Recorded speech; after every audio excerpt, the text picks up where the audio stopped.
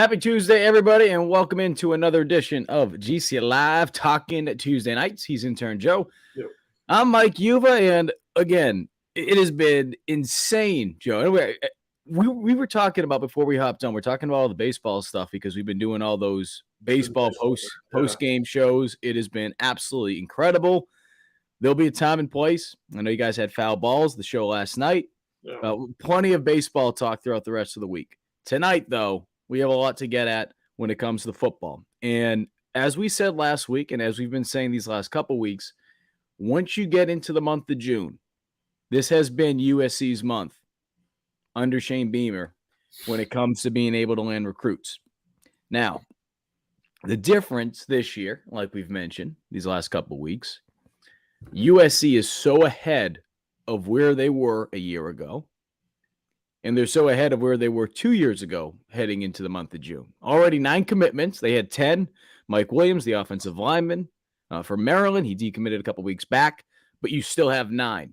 You still have 9. And that's still good enough for the 6th overall recruiting class as of right now for the class of 2024. Where does South Carolina go, though? Where do they go for this month? Well, we'll talk about some of the things that are going on. We'll talk about the official visits that are going to be coming up.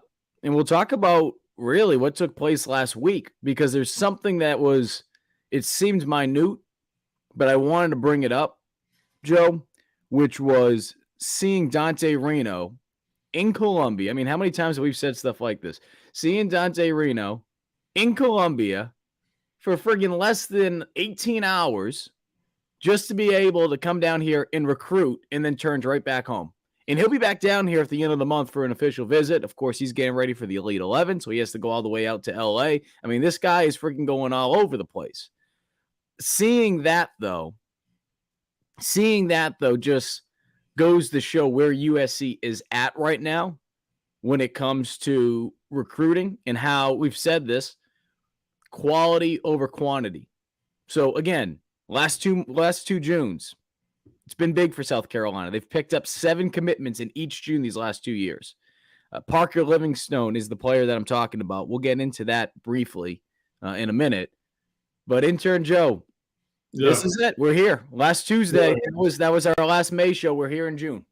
We are here in June. Biggest month of recruiting out of the year.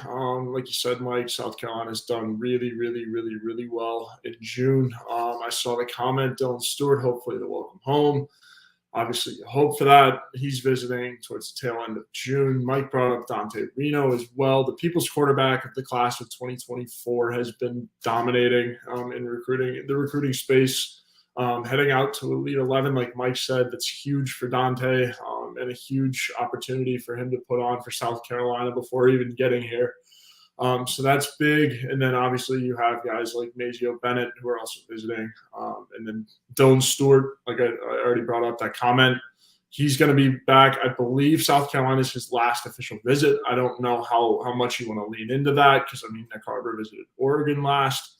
So it's different for each guy, in my opinion, but I mean, it depends on how much you read into it. But he'll be on campus, and I think that'll help. Obviously, Sterling Lucas will be happy to see his guy for sure. Yeah, we'll go down the list. We'll get you guys caught up on some of the players on when to expect them to be on campus. Don't want to go too crazy because a lot of that will be behind our paywalls on GamecockCentral.com. Chris and Wes do an outstanding job. They stay very, very busy year-round, but especially this time of the year with official visits. And I had a chance to run into Dal Loggins at the baseball game the other night, and he was saying, he's like, things are really picking up for us right now. Things are picking up. Players are coming on campus. And, you mentioned a guy like Dal Loggins. Obviously, he's done a tremendous job, and this goes back to as soon as Beamer and company hired him to come here to South Carolina, and you've heard all the positive reviews, especially with recruiting. This is a tremendous opportunity, though, for there'll be guys for the class of 2024, but I'm thinking more so 2025 and even 2026. I mean, it's crazy to say 2026, but having some of those younger players on campus and being able to expose them specifically to Dal Loggins. Again, the guys and the rest of the staff, that's huge too. But for Dal to be able to be on campus with them, see them throw the ball around, all that kind of stuff, I think it's important. I think it's important because that at that point, they get their first taste of what it would be like to come to USC. Obviously, speaking about offensive players here. And look, when you're talking about building what USC is hoping to build these next couple of years, you need to really, really get a head start on some of these guys. We're talking about 2025, even 26, because that's what they've been able to do since Beamer arrived. I mean, how many times have we talked about how USC was one of the first schools to offer a player in the class of 2023, or especially in this class, 2024? If not the first, one of the first. If not one of the first, one of the first in the SEC. And because of that loyalty, because of those relationships, those rapports that they've been able to build right from the jump, you hear a lot of these players when they make their commitments share how big that was in their decision to commit to South Carolina. So while we do spend a lot of time talking about the class of 2024, because again, that is the class that we are currently focused on right now. It's those relationships for the future classes, 25, 26, that shouldn't be overlooked, because where USC is right now, they don't get to this point and they don't have such a strong start with recruiting if it wasn't for building these relationships early for the class of 2024 over these last couple of years. Yeah, Mike, I'm glad you brought up Dowell, because I remember around his hiring, we talked about how clutch and how timely it was to get him in the building and start talking to recruits before the dead period. You didn't want to hire him during the dead period, because then you wouldn't really have an offensive coordinator on the recruiting front. So big for Dowell to be able to talk guys up after he got hired, and then when they get here in the summer, they're able to see kind of his offense and what it looks like. So there's a little bit more behind the talk now, but I think that's huge. And again, like you said, bringing the underclassmen bringing all these 24s to visit, even with guys that aren't committed and guys that are, that good mix. You got to find a good mix of guys that are committed and who aren't. And obviously hope to get the flip or the commitment out of them before the weekend's over. So a couple of things that I wanted to share from this past weekend. And again, you can see a lot more on GamecockCentral.com. Wes did a tremendous job. The story is titled Big Recruiting Weekend Update Sunday morning. He just posted this the other day, but it shared the guys who are on campus. It shares who were their official visitors, right? I'll share a little bit of it to give you an idea of what you can expect if you head on over to Gamecock Central. And if you're not a subscriber, take advantage of the offers that we have going right now. I mean, you can sign up today. And you can get a membership for the entire year for half the price. So you can do that today. Sign up for $1, get a month. I mean, all these deals that we have going on right now, head on over and take advantage of it, because it's not just for football, right? I mean, baseball, we know what's going on here in Columbia. We know what's going to be taking place in Gainesville this weekend. Colin Taylor, Jack, Intern Joe, they've done a tremendous job with their baseball coverage all season, but especially these last couple weeks. You don't want to miss any of that. I'll be heading down to Gainesville with Jack. We'll have plenty of behind-the-scenes coverage for you guys as well, and you'll be able to find that all on Gamecock Central. So not just football, but obviously at this time of the year, we're talking about the month of June, certainly an important month for USC football when it comes to recruiting. I like this, though, looking at some of this. Parker Livingstone, and I mentioned him, and I really want to stay focused with him. He was paired up with Tanner Bailey, West reports. And again, you can see more of who was paired up with who on Gamecock Central. Saw him at the baseball park. Saw him at Founders Park. And what I thought was really neat, was seeing how Dante came on down. Dante came down to make sure that he was here so that he could continue to build his rapport with Parker. And if you guys aren't familiar who Parker is, I'll bring up his page that we have for him on On3. Parker's a 4-star wide receiver from the state of Texas. And he is someone that South Carolina is going after hard. Texas right now, according to the RPM, are the front runners. You see there on the side with the RPM projections. While Texas has a big lead right now, according to what our experts are being told, we've seen gaps like that change overnight.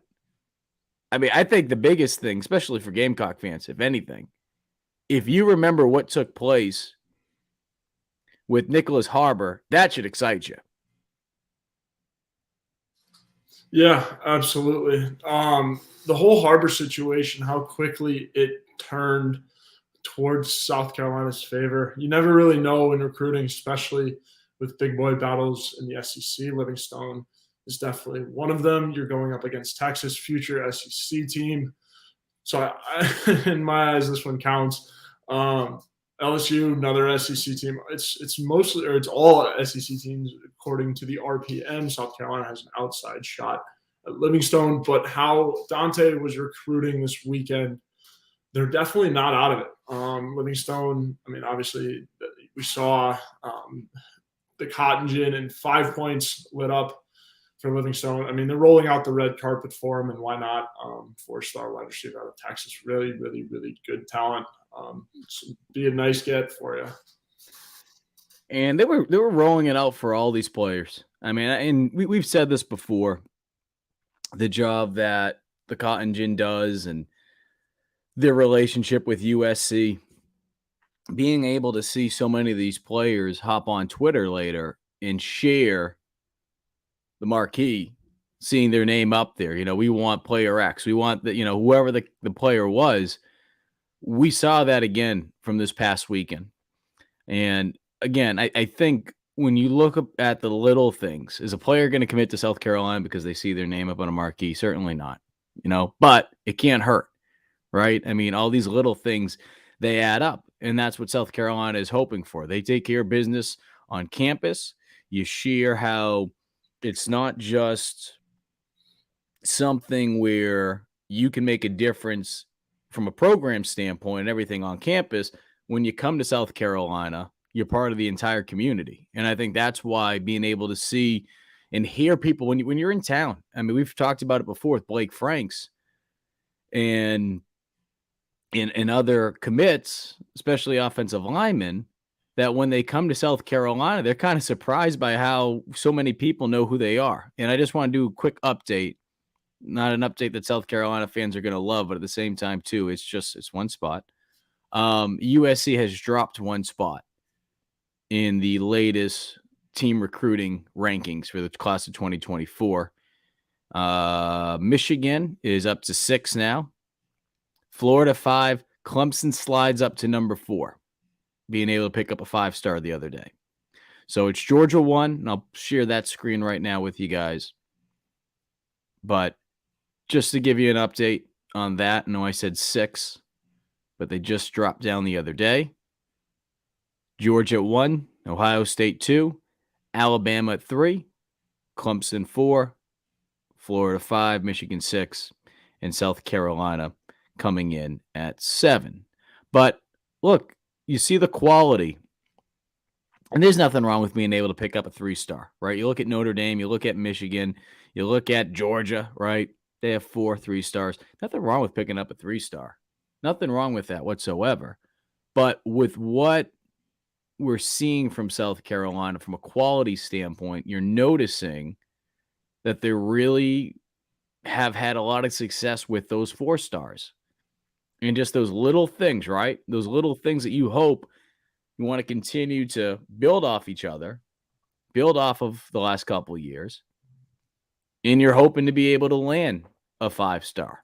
They did it last year. Why not do it again this year? Why not be able to land 2 5-stars this year? So, we have a long ways to go. We've said it before that the last couple of years, this is the month that USC has really picked up with recruiting. Even though they're ahead at this point, they're far from being done. So this is fun just to look at. But, I mean, this thing's going to change tremendously over the next couple months. Bunch of massive, massive prospects still. I mean, yet to go. So that's kind of what to pay attention to as of right now when it comes to where USC stands. Hit some questions real quick. Yeah, stand some questions. Yeah. Big Red asked, will we be top 25 by game 1 versus UNC? I think in some polls, yes. I think in some polls, yes. I think in some polls, no. And I wouldn't lose sleep over not being ranked. I really wouldn't. In week 1, I really wouldn't lose sleep over it. I mean, we've talked about it before. There's a lot of buzz with this team right now. I was actually on a show today, and I was talking about this. Comparing this year to last year, from the fan standpoint, I feel like this fan base is more confident than they've been the last 2 years, certainly in a long time, because the energy, the buzz, the excitement last year at this time, it was there. It's there again this year. There's more of a confidence, though. And when I say that, I'm not saying, okay, people are expecting SEC East titles. I think some people are expecting 9 wins, 10 wins, and that's fine. That's great. I still think this team is so freaking young. So young. Difficult schedule. I think being able to get to, and I haven't put my projections out yet, being able to get back to at least 7 wins, 8 wins, anything higher than that, that's tremendous. It's about showing consistency this season. So if USC isn't ranked week 1, I think a lot of that has to do with the fact that when you look at the totality of the team, it's a young team. It's a young team. I think it's so easy to get caught up. Hey, man, they got Spencer Rattler back. Hey, they got Juice Wells back. Well, that's great. That's great. That's only 2 positions. That's only 2 positions. So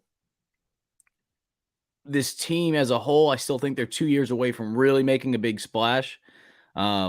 Honestly, I'd like to see South Carolina go into that game unranked because I think it would kind of piss them off a little bit more than anything. Yeah, I agree. I mean, I think rankings going into week 1 aren't really that big of a deal. Everyone's It's playing based on last year. I mean, that's what it really is. It's based on last year and projections for this season. That's all it is. And if you know what, I hope North Carolina is ranked. I hope North Carolina is ranked going into that game. And this they're not. North Carolina game was always going to be the game to decide wherever South Carolina ends up heading into Furman and Georgia. So we'll see. I don't necessarily think it's that big of a difference, but going back to Big Red, how far down the line does a good year have in recruiting? Does that affect 4 to 5 years out or even longer? 4 or 5 years out or even longer? I think in terms of like where you finish for a class, I don't know how 4 or 5 years. I mean, I think that's so far down the line, especially when you're talking about where college football is right now.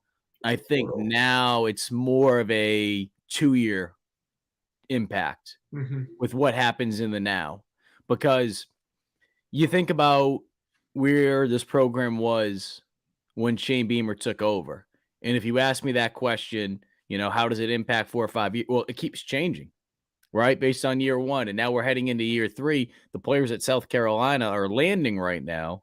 You couldn't even dream of doing that a couple years ago. And I had this conversation with someone the other day. I thought Muschamp and that staff, they did a good job of bringing in talented players, and they did a good job of developing them. But there was a difference with the success of the team, because you've seen a lot of guys go to the NFL and they're having great careers already.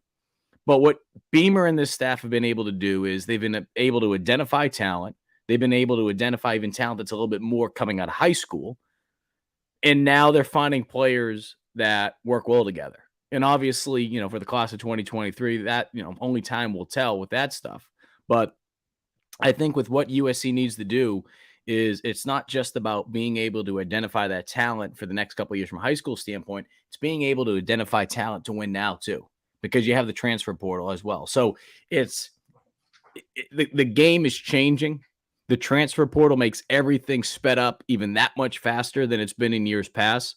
So I think when it comes to success of the program, the consistency factor with being able to get to, like I said, at least 7 wins, at least. It shows that you're making progress, that you're not going backwards, right? Will Muschamp's third year, after a great second year, you win the Outback Bowl. You lost a lot of talent, but they took a major step back. So that's what you're trying to avoid, right? I'm not necessarily trying to compare Beamer to Muschamp or anything like that, but that is just the reality of it, is now you're heading into year 3. Expectations are higher than they've been in quite some time, and that's a good thing. You need to continue to just be consistent. Continue to be consistent. It doesn't need to be this huge step forward, right? It's just continuing to make sure that you're heading in the right direction, because as we've talked about, there's so many young, talented players on this team. They're really nowhere close to being where they can be in the next couple of years. They have talented guys, but this team as a whole, man, I think they're still a couple of years away, 2 years away. Yeah, absolutely. I agree completely. Lavelle asks, where do we stand with the running back Hill? Well, and I'm going to see we have, because I'm going to be honest with you, with all the baseball stuff going on, I haven't been paying attention to Hill as much.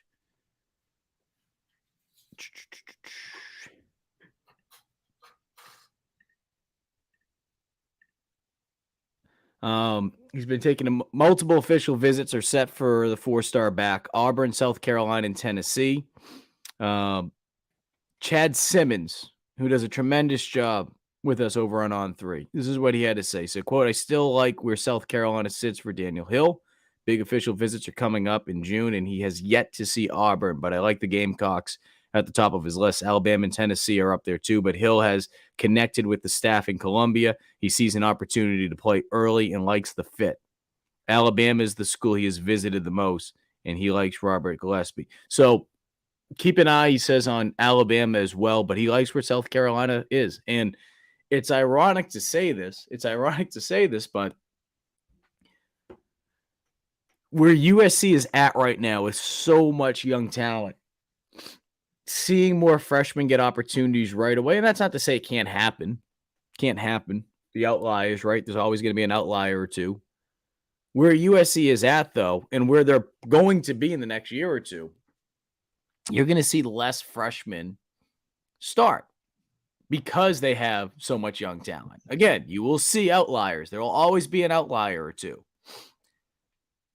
Because of South Carolina's young running back room, and obviously you can't project what the running back room is going to look like 2 years from now, right? But if you're a kid like Hill, you're looking at USC, it's like, all right, let's just look at it a little bit. Okay. De'Carrion Joyner, he'll be gone. Mario Anderson, he still has 1 year. We don't know what he's going to look like, though, in the SEC. You'll have Dontavius Braswell, who will have an opportunity, you would expect. We've heard that from Beamer this summer during the Welcome Home Tour. You expect Braswell to get on the field and see some playing time as a true freshman, just because of the lack of depth in that running back room. And then Juju McDowell will be a senior next year, the following season. So being able to sell, hey, look, we can give you an opportunity to compete right away. And not just compete, but see the field quickly. That's a position when you look across the board, they don't have a lot of spots right now where they can say that. I mean, they were always going to say, hey, come in, compete, don't get it misconstrued. But that position in particular, after this season, you have Juju, but you really don't have any proven talent in that room.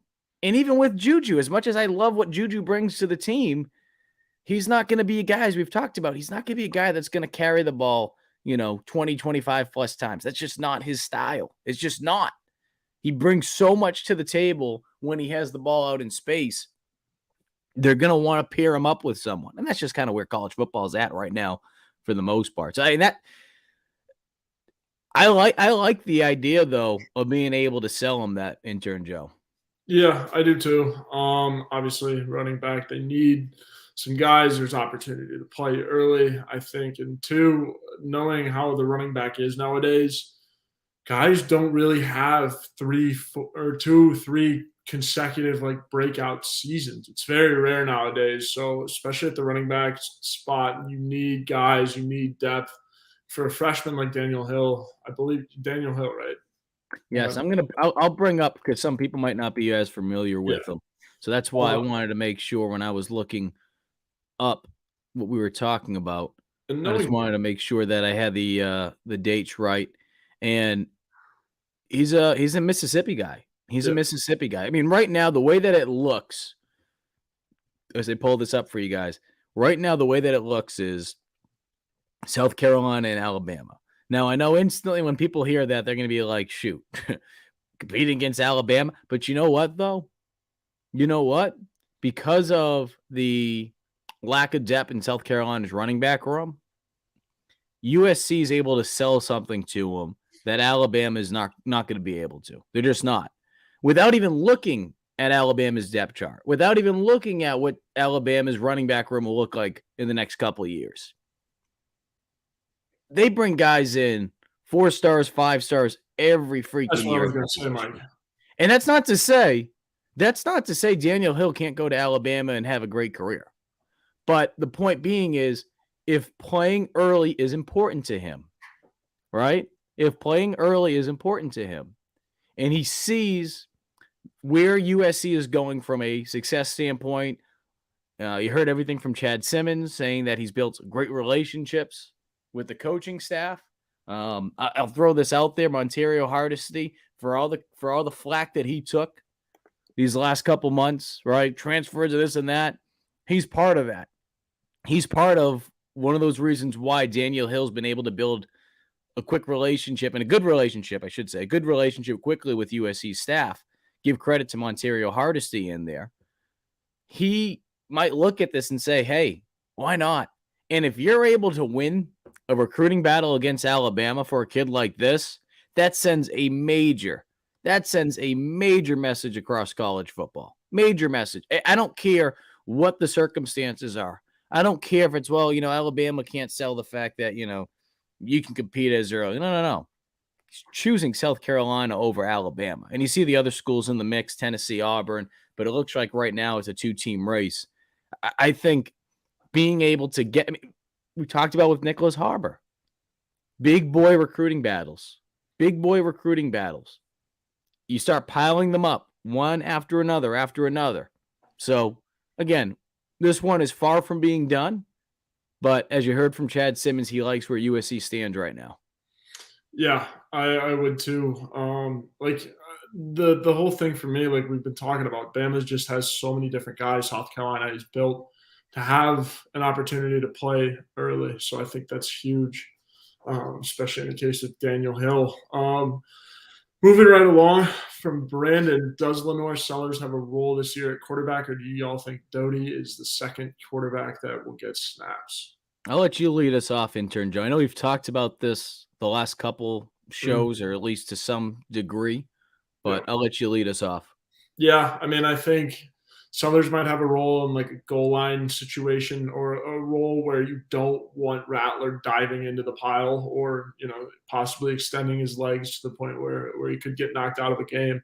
So that's really the only place I see that. I also think Doty, you could use Doty in that situation as well, as he's been known to take a couple hits here and there. Also pretty mobile. Not sure how. I mean, we haven't really seen him after his injury, but I would think Sellers might get a chance, but I don't necessarily think he comes in at second in the depth chart right away. If he is going to do it, he's going to do it towards the end of the year. But I see Doty at 2.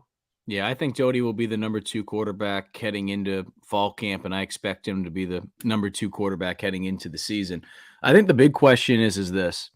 While we can sit here, and I know some people have used the Tim Tebow comparisons with packages, at least. I'm not as crazy about it as some people are, and here's why. Unless you know for certain that he will be in a position to eventually earn the number 2 spot throughout the course of the year, which is possible. Okay, we'll see how things play out. not just in fall camp, but each week. If you feel like he can win out that spot, then you want to find ways to get him on the field, because you don't want to burn a redshirt year on a guy that is just coming out there doing a couple packages. And while I do believe in Dal Loggins and how Shane Beamer would use Sellers, we've seen it before in the past. I think the perfect example of it all is to carry on Joyner. You don't want to just throw someone out there for the sake of throwing someone out there, and everyone knows what's going on, right? Now, of course, Sellers brings a lot to the table. We saw that during the spring game and from everything else that we've heard throughout the spring, from the coaches to the players to people that are close to the program. He can throw, he can run, he can do it all. Okay, he can do it all.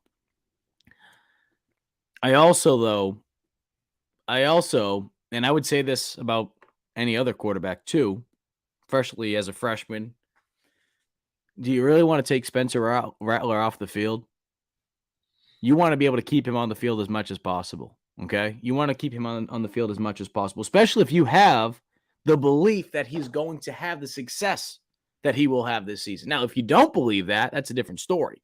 But if you believe that Spencer Rattler is going to come out and he's going to look like the Spencer Rattler that he was in the Tennessee game, that he was especially in the second half of that Clemson game, if you expect that, you want to be able to keep him on the field as much as possible. Now, if USC was, I don't know, a couple of years ago, right, before Spencer got here, that changes things. That changes how quickly do you want to get Sellers on the field.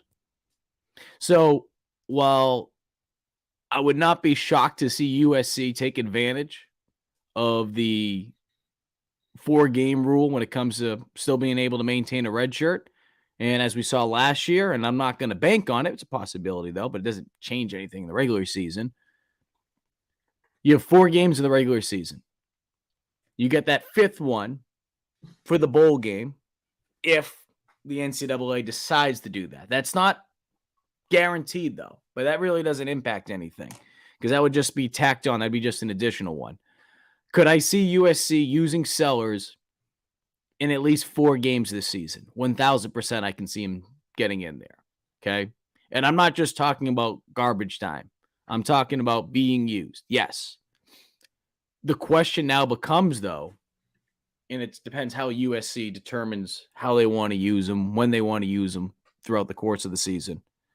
Is it worth it? Is it in the best interests of not just Sellers, but for the program as well?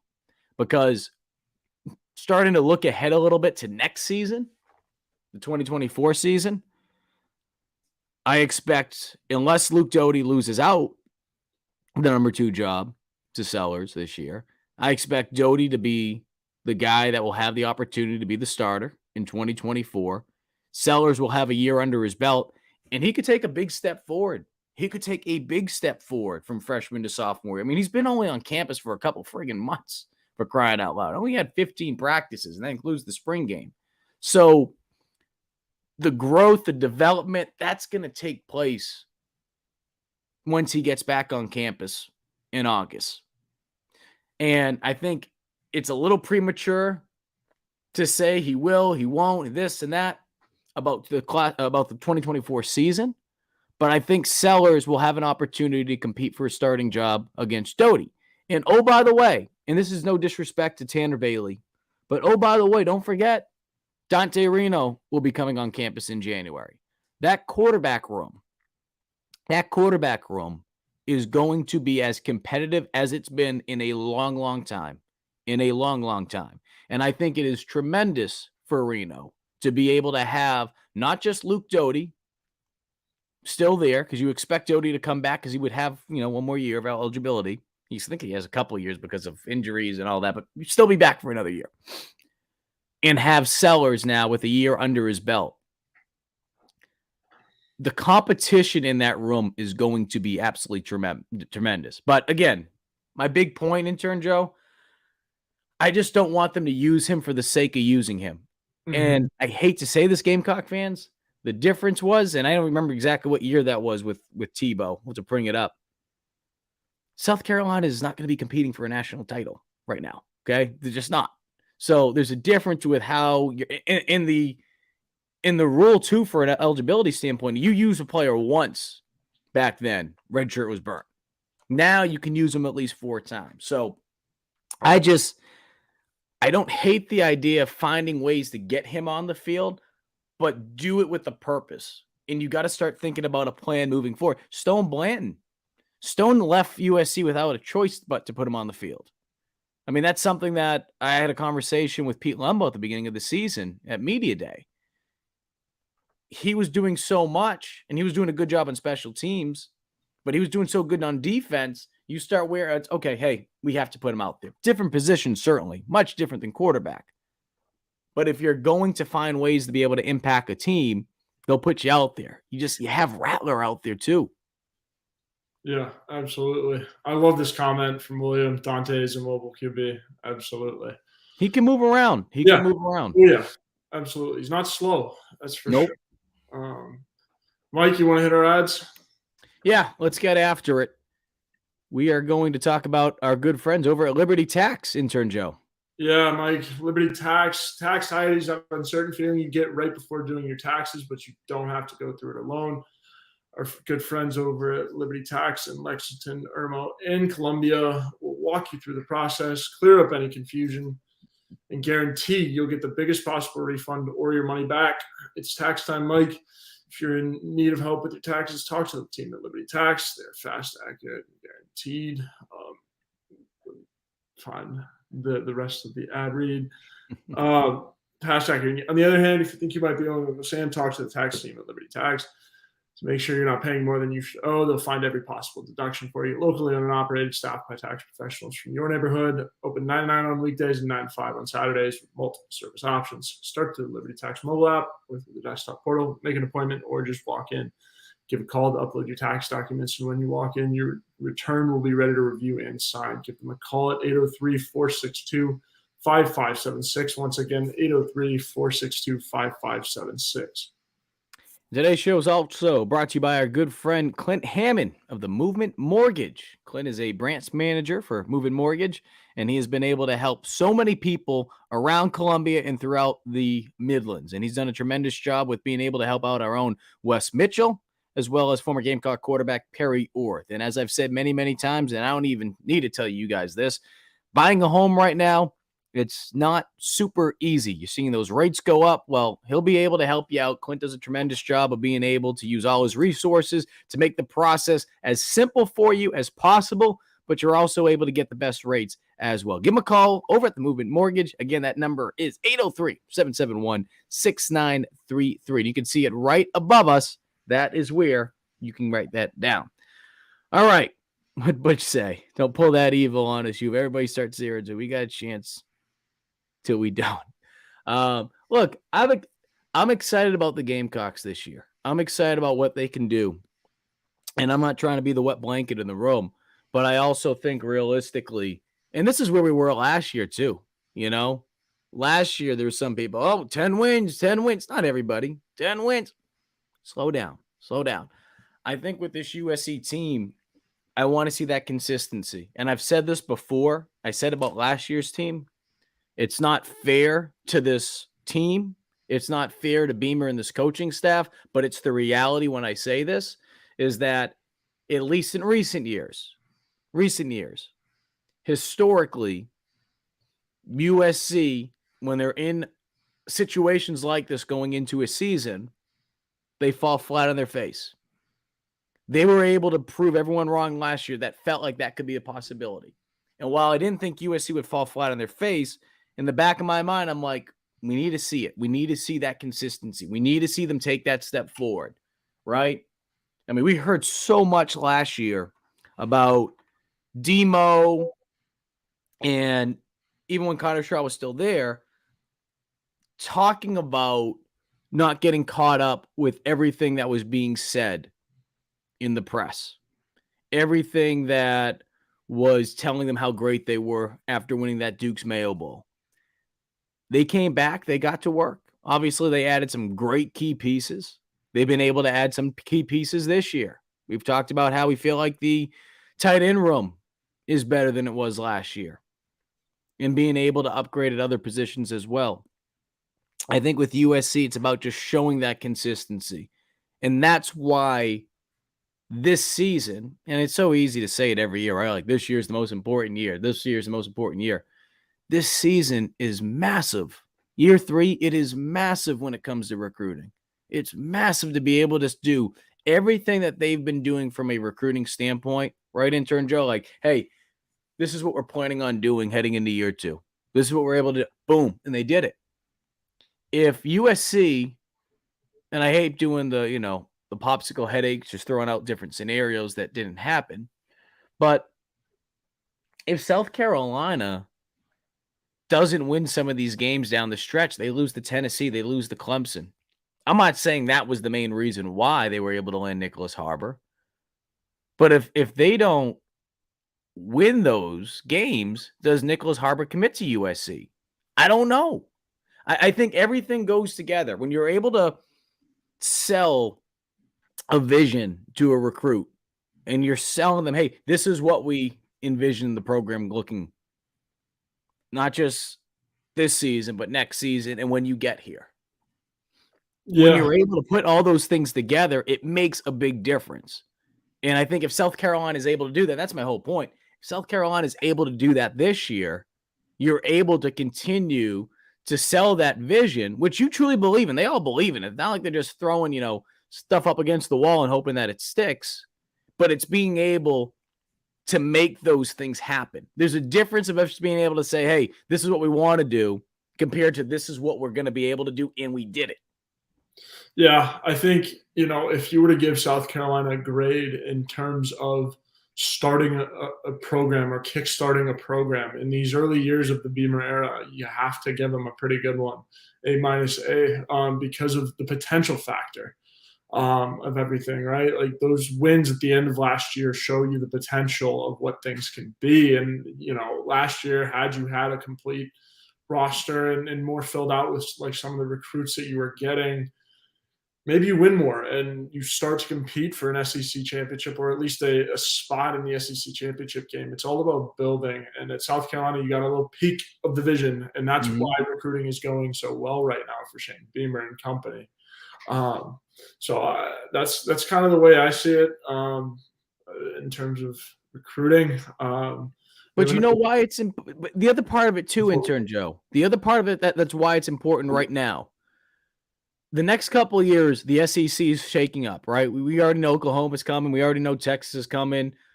It looks like divisions are going to be on their way out. You're going to have the top 2 teams. It's going to be more difficult, not just for South Carolina. It's going to be more difficult for teams to win the SEC.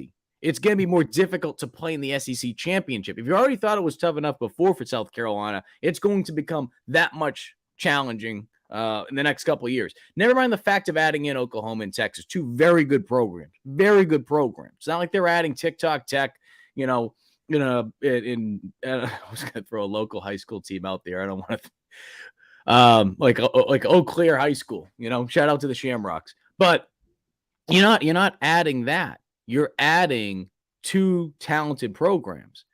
And the fact that you're going to be getting away from the divisions, it makes it that much more challenging. Well, here's the thing.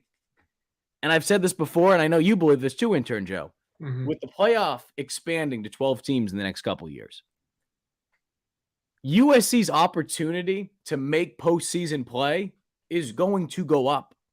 They're going to have their opportunity because, and I'm not saying that they can't be a team that wins the SEC East one day. The SEC, even if the East doesn't exist, or compete for an SEC championship in the near future.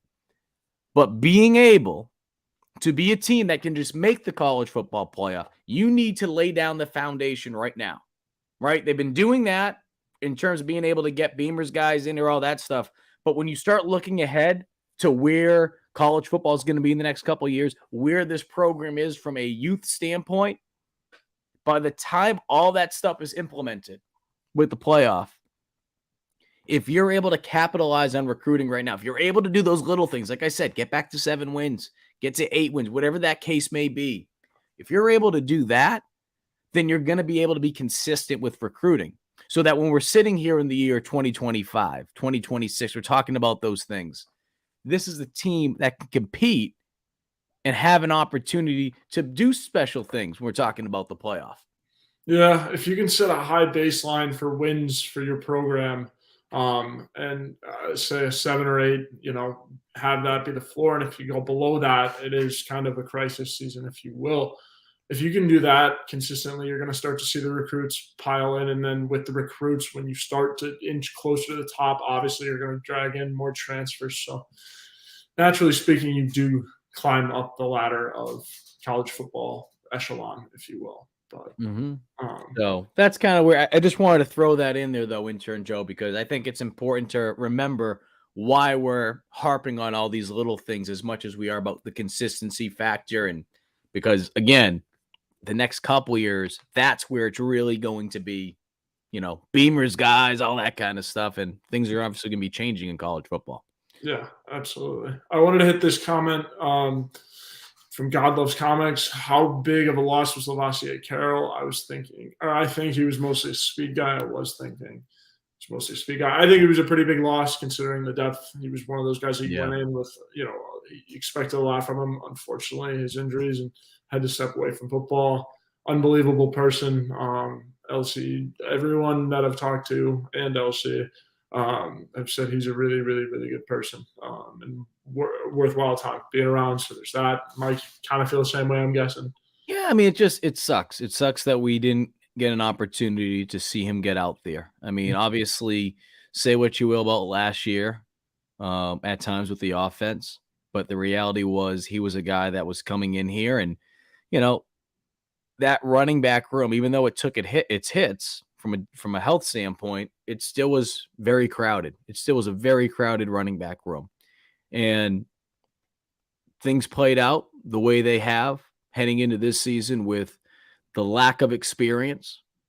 And when I say lack of experience, I include a guy like Mario Anderson because he hasn't had an opportunity to play at this level.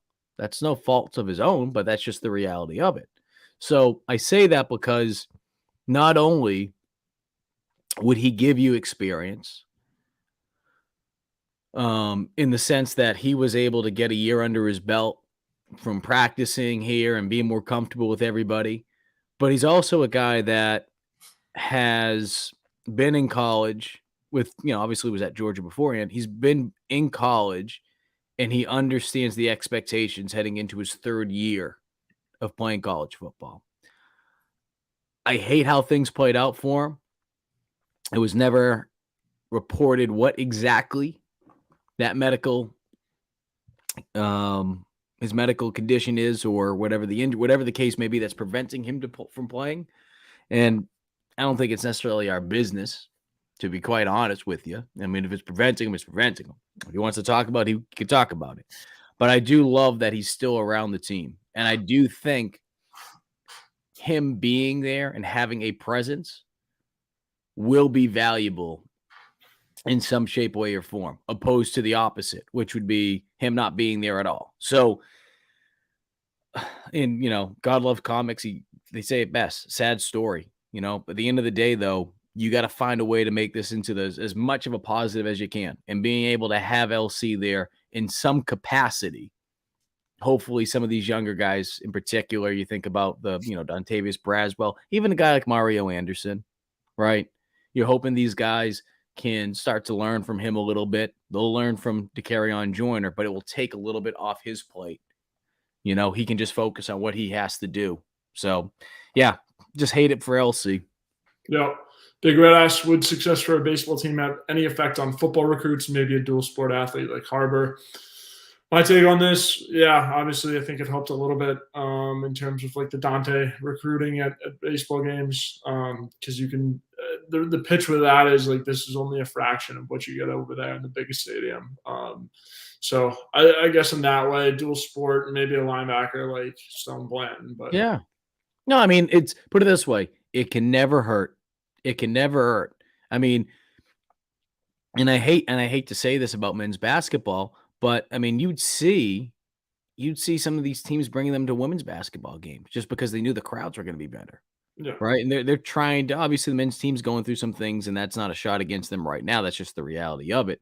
But I mean, I've seen players and I've heard of stories of players being from football. I mean, they bring the whole team, But I've seen players go to women's basketball games because they just wanted to show them that environment. And I bring up women's basketball just because obviously for a player that's coming here for football, it's not going to have any impact in terms of even if they're a dual sport athlete. So from a dual sport standpoint, 1000%. But I just think being able to see the energy, see the excitement in the city is always a good thing. And that's why being able to see some of the recruits that were over at the ballpark the other night, they're able to get a taste of it. They understand from a football standpoint. They understand, I think a lot of them understand, at least to a degree, the passion in this city when it comes to football and how it's on a totally different level. And that's no disrespect to any of the other sports. That's just the reality of it. Doesn't matter what happens in this city. It's always going to be a football town first. That's just the reality of it. We're in the Southeast. I mean, that's just what it is. If football were to win a conference title, if football were to win a national championship, the city might burn down. I mean, that's just the reality of it. So I say that because you're able to see the excitement. You've seen it in other sports. You've seen it with women's basketball. You've seen it with baseball. Obviously, it was over a decade ago, being able to win those College World Series. But you're seeing the excitement right now. I think back a couple of years ago when South Carolina made it to the Final Four for men's basketball. When you see those things, it can never hurt. But I think it's neat. I think it's neat when you're able to see coaches, like I said, Dal Loggins, Luke Day was there the other night. I know Shane Beamer and his wife, Emily, they came to the game on Saturday. So, look, it's cool to see other coaches go out there. I mean, I know that Greg Atkins has talked about how much he loves going to the baseball games. So I say that because not only are these coaches enjoying seeing success from other coaches and they build relationships with, and they just like other sports too, but you can kind of use that in recruiting and point to be like, hey, do you see what happened with baseball? Hey, not sure if you're much of a baseball guy, but hey, you see what's going on over there. So that's what my take is on that. Yeah, I like it. Big Red asked, maybe offensive and defensive linemen play freshmen immediately. I think it just kind of depends on how the roster looks, different schools, different spots. Yeah, we've talked about it from an offensive standpoint with the domino effect that could be playing out with musical chairs for the first couple weeks because of injuries with Jalen Nichols. Could that lead to an opportunity for a guy like Marquis Anderson to get out there, right? Or Luatosin Babalade on the offensive line. I could see that happening. Defensive line play, I really like Desmond Umeozulu. I really, really like what he's been able to do. And similar to how we've talked about running back, even though there is some senior and upperclassmen experience at edge and defensive end, and they have had injuries over the last couple of years at that position. So there's a lot of question marks when it comes to edge. I could see Umeozulu, though, getting an opportunity to see some playing time this year, though. Yeah, absolutely. I like it. This is kind of a fun one from Giles. Muschamp said his opening PC that he could sell ice to Eskimos when describing his recruiting. What phrase would you best describe Beamer's recruiting?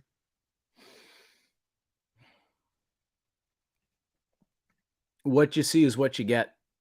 Yeah. I think that's the best way to put it. I've gone through, and I don't know how much I've shared here. And I don't like, because I know people don't really give at the end of the day, give a crap about someone's recruiting story from a D2 standpoint. But you go to these different colleges.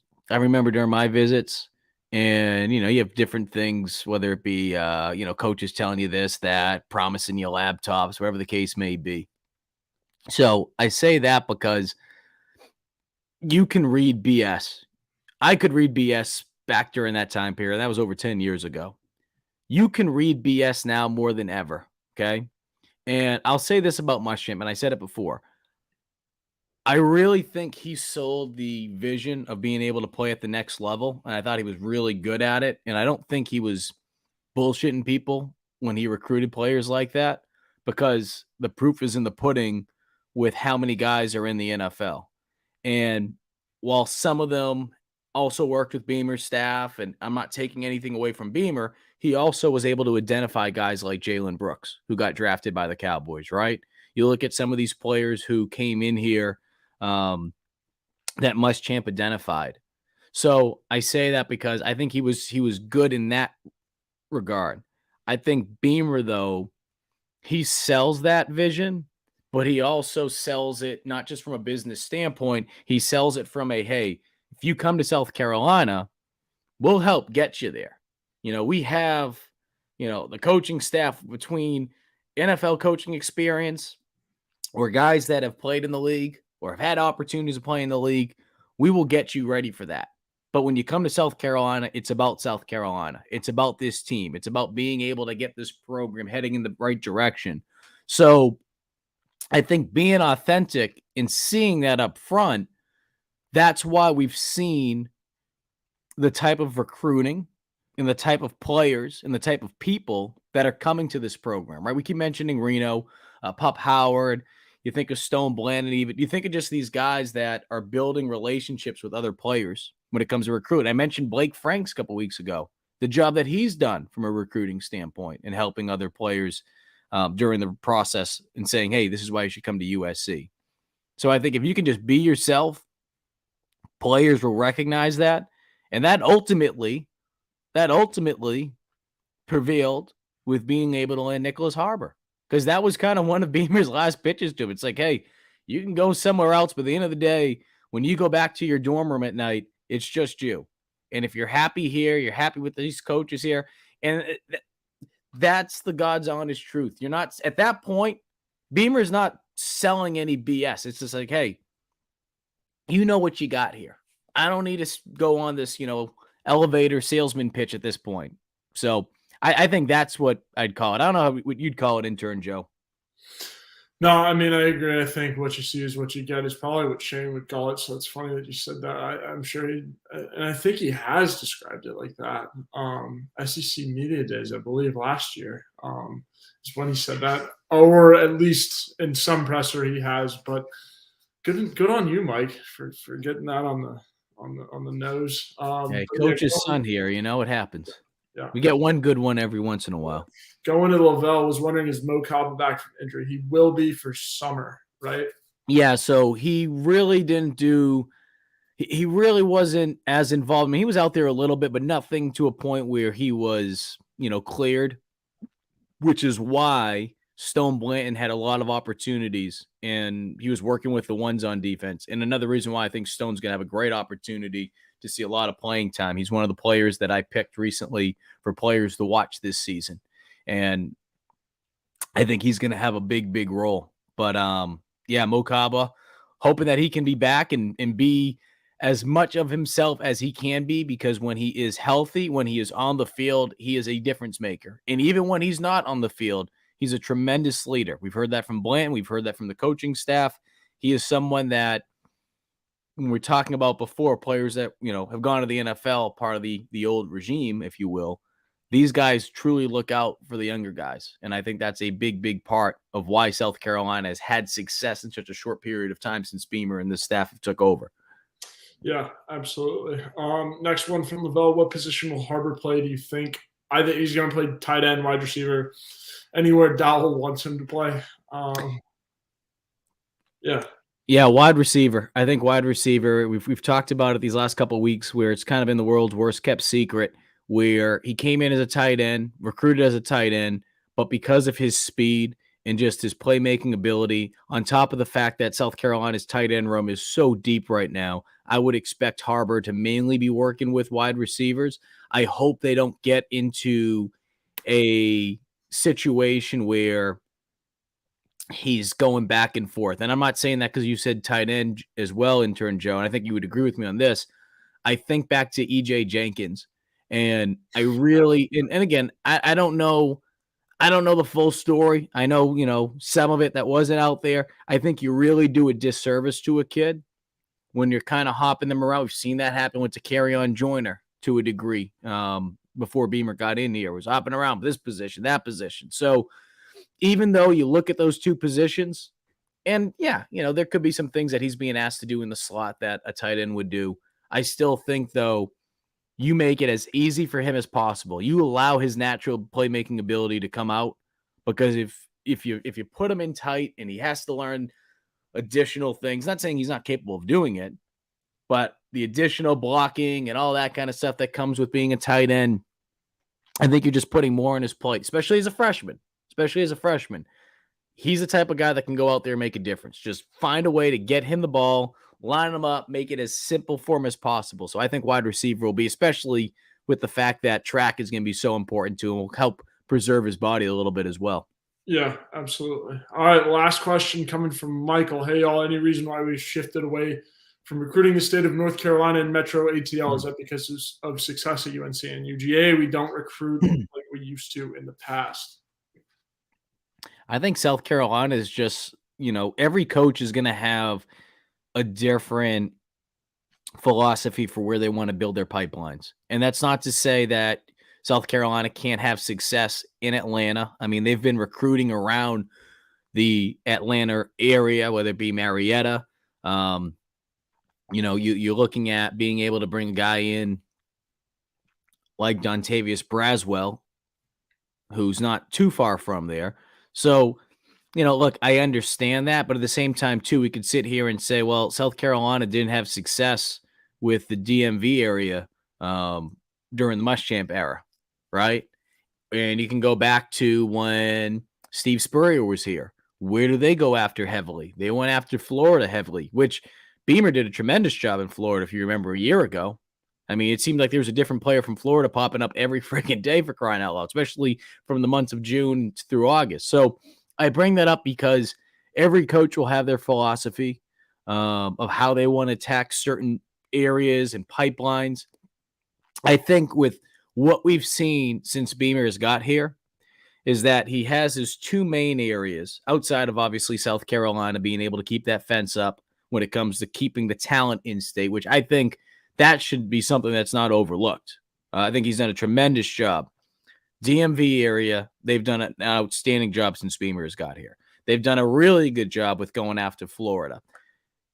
In the state, they've really been able to stretch it, though, right? Going into the Greenville area, being able to take guys who even Clemson has wanted. And I think that reach is going to continue to expand into the state of North Carolina. So if you're looking for more North Carolina players, I think it will happen over time. I think that they just have a plan right now, and they've been executing it to a T. We were talking about it before. South Carolina is ranked right now number 7th when it comes to recruiting for the class of 2024. So what they're doing right now, it's working. It's working. So, the old saying, why fix it if it's not broken? So I think they're going to continue to attack it this way. But over time, and this is what's happened to schools like Ohio State, Clemson, I'll use more so Clemson, Alabama, and Georgia because it's in the same region. You get to a point, though, where when you get to a level like that, you can recruit wherever the hell you want on a national scale. That's obviously what South Carolina is aspiring to be and aspiring to get to that point. But right now, continue to focus on what's working with you and building those pipelines because, as we've seen before, being after to go after the DMV area, the success they had last year, that also helps with being able to land a guy like Nicholas Harbor because there's a couple guys down here already who have connections to the DMV, and that helps. There's no question about that. Yeah, absolutely. Pretty easy one from Big Red to close. Is Dante Reno the best recruiter that hasn't enrolled yet? Yeah, by my standards, I'd say so. The people's quarterback of the class of 2024. Yeah, and look, the other part of it too is the fact that he is the son of a head coach, and not just any head coach, but he's the head coach of Yale. He gets it. He understands these things. He is a little bit older for his grade as well.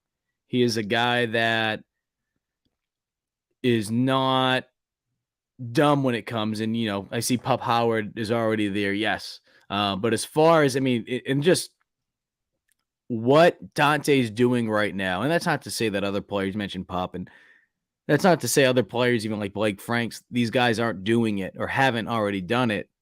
But Dante's doing it on a totally different level. I mean, think about that. Think about this. He came down last weekend for less than 18 hours to recruit a wide receiver, turns right back and flies up to Connecticut. Now,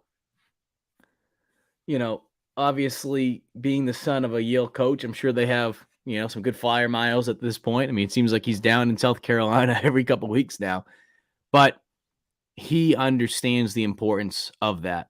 And being down here, that was very important for South Carolina. So obviously we'll see how that plays out with Parker, but yeah, I think what Reno's doing, obviously it's making an impact. But kind of like we've talked about from a recruiting standpoint with these coaches going into certain areas and pipelines, it's strategic. He understands it because he's not just a player. He's the son of a coach who understands what recruiting's all about in Tony Reno. Yeah, absolutely. Anything else, Intern Joe? You want to hit on before we wrap up? That is it on terms of the football front. Obviously, we'll be live for everything for this regional in Gainesville baseball-wise. Should be a whole lot of fun this weekend. And then obviously foul balls the following Monday. Colin Taylor said that if South Carolina proves him wrong in his prediction, that we will get to design the wheel of punishments. What's the prediction? Remind people that don't know what you're talking about. So Colin Taylor last night on GC Live Foul Balls predicted that Florida would win the series in 3 games. And then he mentioned that we will do a punishment wheel on his show over on 107.5 The Game.